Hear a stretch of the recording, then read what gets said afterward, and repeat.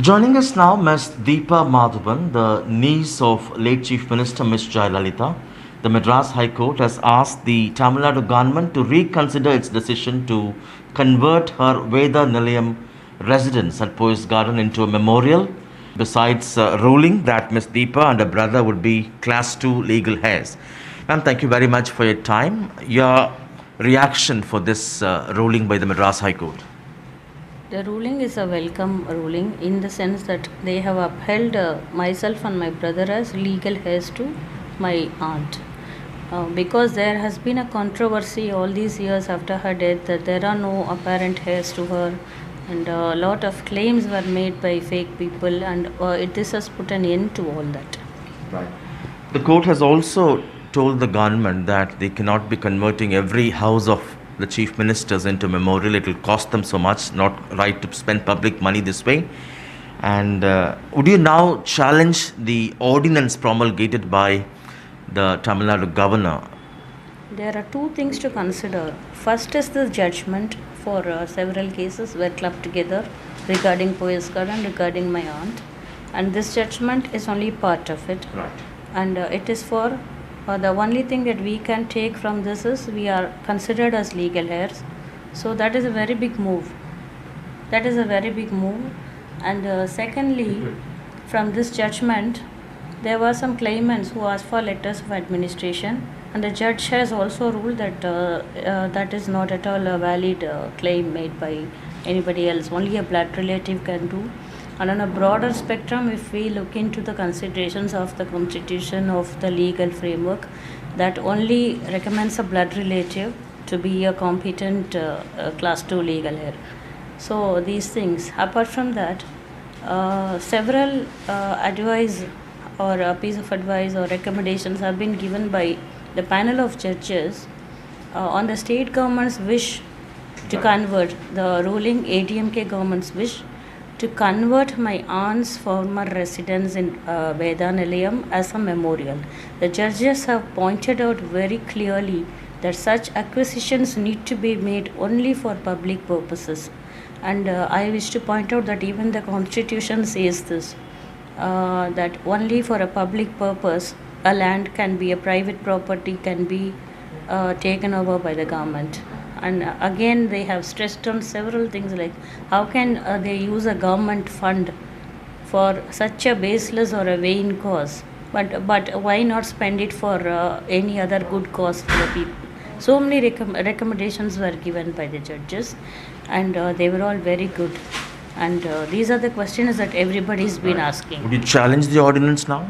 Now, secondly, coming to that ordinance, the judgment and the ordinance are now contradicting each other because the ordinance was passed in a hush, in haste by the state government, probably because they knew in advance that this judgment is going to come, or they had some other reason like soon this government is going to end in Tamil Nadu, and there is going to be a forthcoming election. Maybe based on that, maybe these are only presumptions. Like they could have had several reasons for this, but now what we think, this ordinance and the judgment, since they are contesting each other, we have to go in for a detailed review of the same with the legal counsels, and then only make a decision on it. As of now, the judgment withholds, so we have to see whether the ordinance is valid or not. But irrespective of all that, I would like to give a petition to the governor to raise the same concerns and these questions. Right.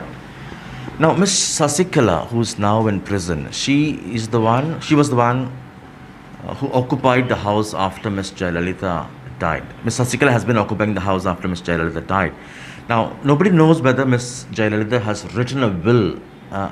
Do you have any information about that? And are you worried that there could be a will suddenly appearing and complicating the whole thing again? If at all any such claims are made at this stage, that has to be made up. It will be a fake and it will not be valid. For several reasons, the judges themselves, in another case, a judge has pointed out in the Madras High Court that such a will had to be left registered.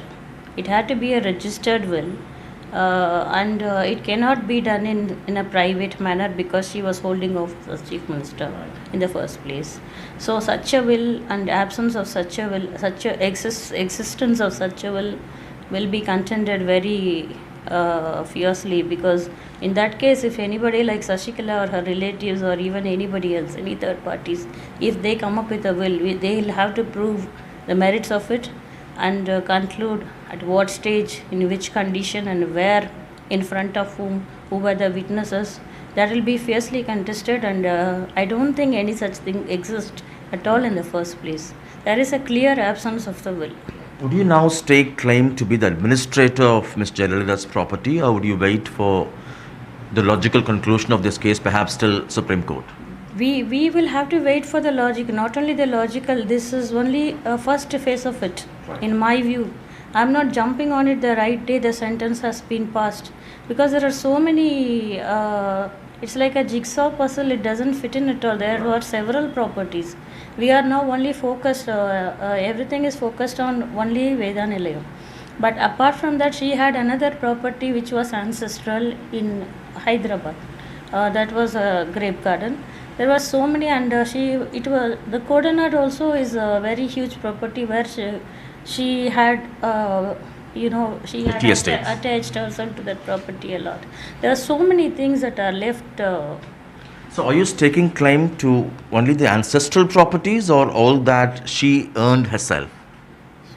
Basically, I want to make it clear that it is not an issue of making claims, but we know, as we all know, everybody knows that she left behind huge estates, and she died all of a sudden.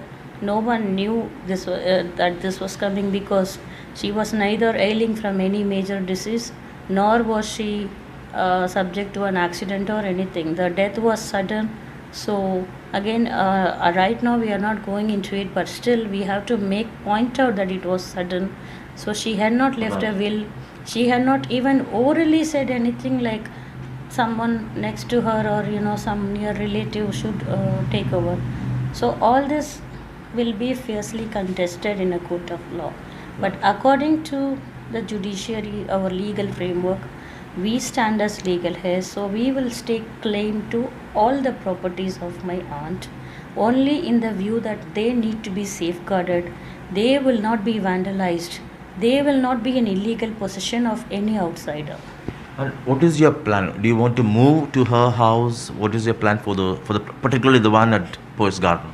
See, first of all, this gets too emotional with the people and also the cadres of the ADMK. But let me go back into history, not too far off, but a couple of years back. The cadres themselves came to me. They wanted to see me in her place. Right. This was on record of the entire nation.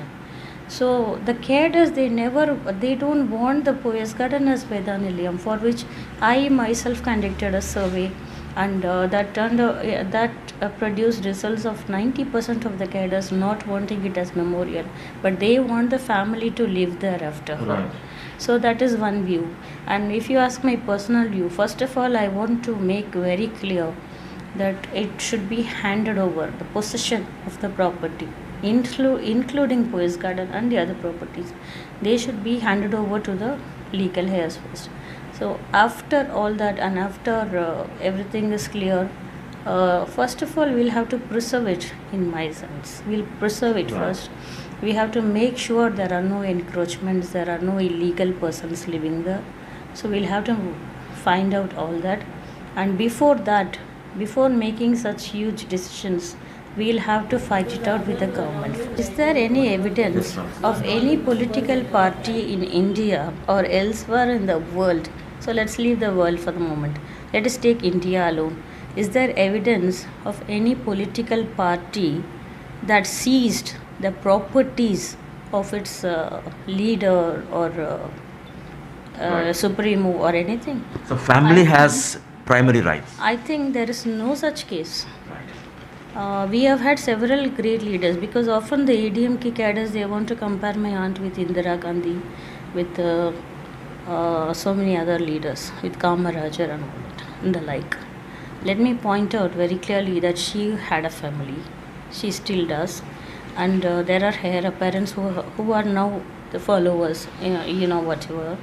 They are all in the same position. So, taking all this into account, and even if the ADMK cadres talk about Dr. MGR, he had left a very clearly titled will, stating what should be done, Right. where the memorial should be, who should be in charge, everything. It was clearly written. So, and if you take Karunanidhi, in his last days, he is very clearly written That's right. that he is going to hand over that Gopalapuram residence alone for the purpose Right. of a hospital.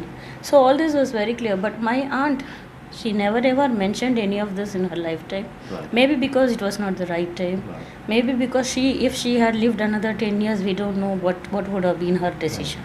So giving credence to that, giving importance to that, what I personally feel that this is not the right move because it is not what she wanted. And what memories of you with Miss Jayalalitha remain fresh in your mind?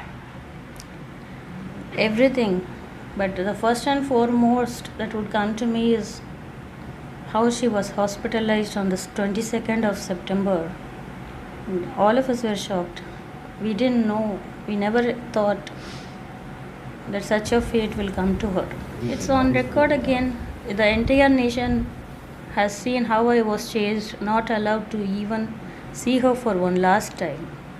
And all this was done not only by Sashikala and her relatives, but definitely by those in power at the time. But the ADMK government also were supporting her for all this.